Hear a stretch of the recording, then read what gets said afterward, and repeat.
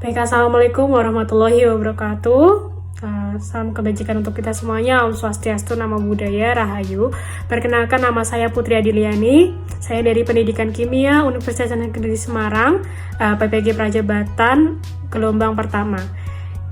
Oke, kali ini saya akan menjelaskan mengenai tugas filosofi pendidikan Indonesia, mengenai topik 2, yaitu untuk demonstrasi kontekstualnya untuk strategi dalam mewujudkan pemikiran Ki Hajar Dewantara dalam pembelajaran, terutama pembelajaran kimia.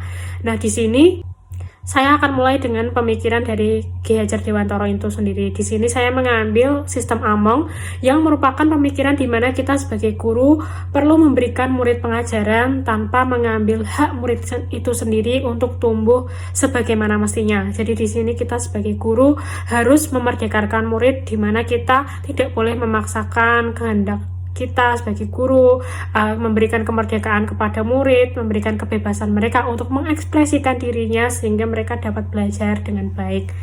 Salah satu cara dalam mewujudkan pemikiran kritis Ki Hajar Dewantara ini adalah dengan menerapkan sistem Among dengan baik di sekolah. Kemudian di sini contoh penerapan sistem Among di sekolah, saya mengambil contoh dulu ketika saya sekolah di SMA Negeri 1 Grobogan. Saya memiliki ekstrakurikuler yang merupakan kegiatan prakarya, dan kegiatan utamanya adalah membatik, tapi sering juga ekstra ini dikolaborasikan dengan pembelajaran, terutama pembelajaran kimia, karena masih berhubungan dengan materinya, yaitu untuk kimia organik.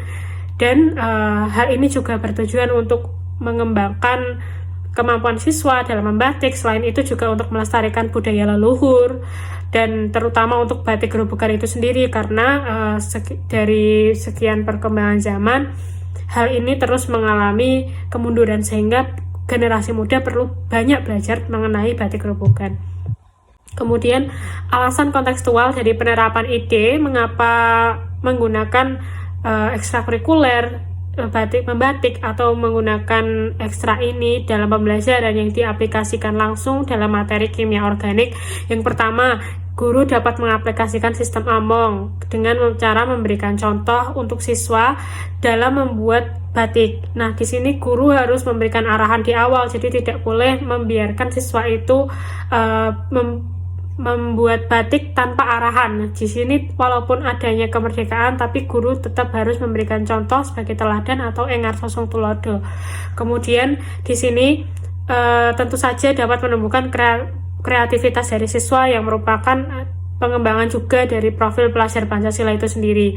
Dan kemudian guru dapat menumbuhkan nilai gotong royong dalam diri siswa karena pengerjaan batiknya dilaksanakan secara berkelompok.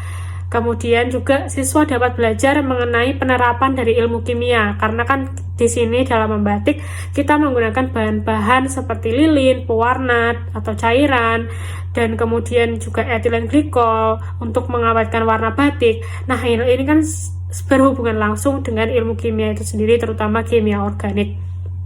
Kemudian ada juga untuk motif-motif batik itu biasanya guru juga memberikan kebebasan, maka kalau dalam pembelajaran kimia maka motif-motif yang digunakan yaitu motif yang seperti senyawa, seperti senyawa-senyawa alam gitu, seperti itu yang kemudian bisa diaplikasikan sebagai motif batik. Kemudian juga siswa dapat berperan dalam melestarikan budaya daerah tentu saja, dan melestarikan batik Grobogan itu sendiri. Hasil dari penerapan idenya di sini, guru dapat membentuk profil pelajar Pancasila sesuai sistem Among, yaitu yang pertama ada berpikir kreatif, di mana siswa dapat menciptakan pola-pola baru sesuai dengan kreativitasnya masing-masing. Nah, di sini guru memberikan kebebasan kepada siswa untuk membuat polanya sendiri sesuai dengan kemampuannya, dan kemudian memberikan warna. Itu guru memberikan kebebasan di situ, atau berupa produk-produk yang dihasilkan. Kemudian untuk sistem gotong royong, siswa kemudian dapat bekerja sama dalam kelompok untuk menyelesaikan tugas, karena kan tugas ini tidak akan mungkin ya selesai dikerjakan sendiri, maka pengerjaannya harus secara bersama-sama. Kemudian bernalar kritis, di mana siswa dapat merancang alat dan bahan serta membuat planning untuk pengerjaan produk tersebut agar hasil yang didapat itu bagus serta selesai dengan tepat waktu. Jadi ada planning yang harus disiapkan siswa dan membuat siswa itu harus berpikir secara kritis. Kemudian untuk tantangan yang ada pada kegiatan tersebut, yang pertama yaitu siswa banyak yang mengaku mengalami kesulitan dalam menggunakan canting sehingga kain yang dihasilkan belum bagus serta tidak layak jual.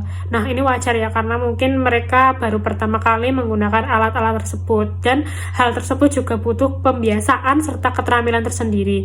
Kemudian belum tingginya minat siswa dalam pembelajaran ini, dan beberapa menganggap jika hal itu memberatkan karena pada saat ini posisinya banyak sekali siswa yang masih belum familiar dengan batik itu sendiri, kemudian masih banyak kegiatan-kegiatan lain yang harus mereka ikuti, sehingga mungkin waktu dari pengerjaannya itu terasa kurang dan malah memberatkan. Sehingga solusi yang kita tawarkan sebagai guru di sini yaitu yang pertama, untuk yang tadi siswa mengalami kesulitan, maka guru harus mencarikan alternatif seperti mendatangkan para ahli, mendatangkan orang yang sudah biasa membatik untuk memberikan teknik-teknik, memberikan arahan kepada siswa sebelum melaksanakan kegiatan. Jadi mereka tidak hanya kosongan tapi sudah mempunyai bekal terlebih dahulu. Kemudian guru dapat memberikan perpanjangan waktu dalam pengerjaan dan membebaskan siswa untuk berkreasi sesuai dengan apa yang mereka mau. Jadi bisa saja guru memberikan jangka waktu, jadi siswa itu dapat mengerjakannya saat liburan atau saat-saat tertentu dan tidak memberikan patokan waktu yang terlalu dekat atau memberatkan. Untuk kreativitasnya siswa dapat membuat seperti taplak meja, sarung bantal, dan lain-lain. Jadi tidak hanya terbatas pada sebuah kain saja yang menjadi pakaian seperti itu. Baik, begitu yang dapat saya sampaikan. Kurang lebihnya saya mohon maaf. Wabillahi taufiq wal hidayah. Wassalamualaikum warahmatullahi wabarakatuh. Terima kasih, semoga ilmunya bermanfaat.